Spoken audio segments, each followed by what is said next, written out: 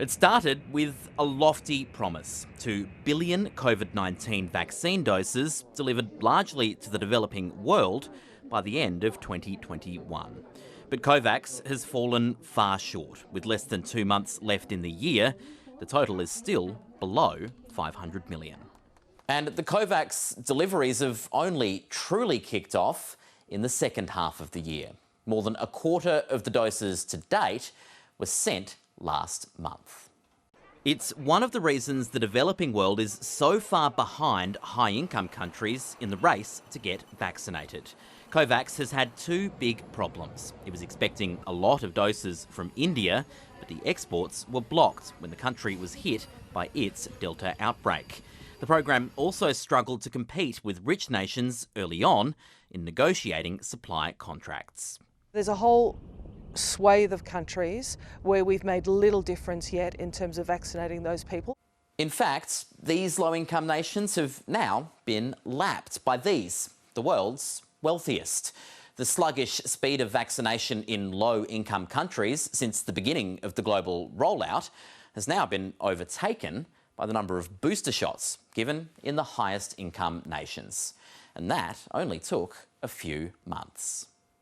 The WHO had called for a moratorium on boosters till the end of the year, so we could move those vaccine doses to those countries and to those populations that are still below 4 or 5% coverage.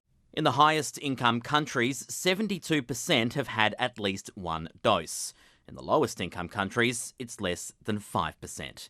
Among the lowest in the world is Burundi, in Eastern Africa, which administered its first vaccines last month, one of the last countries in the world to start giving jabs. We have been waiting for this ceremony for a long time so that we can get vaccines and start vaccinating against COVID-19. We thank the donors. COVAX hopes things can get back on track from here, and a goal to have 70% of the world's population vaccinated by mid-next year will be achieved. We hope that by the end of this year we'll have delivered through COVAX probably between 800 and 900 million doses, and then that will increase, based on the forecasts we've seen, very rapidly in the first 3 months of next year. But it's still a big mountain to climb when much of the wealthy world has already reached the summit. There is a risk that, the world basically moves on, right? The rich world vaccinates itself. A lot of the, upper middle income countries also get vaccinated, and everyone sort of forgets, right? Until another sort of problem sort of explodes onto the world stage. Between now and the end of this year, we're going to make another 3 billion doses of vaccine. Can we take 550 million doses of that, about 10 days of production, and make sure it goes into COVAX and the other mechanisms that can get the equitable distribution? Rich countries acting like the pandemic is over may, in the long run, prolong the pain for everyone. Casey Briggs, ABC News.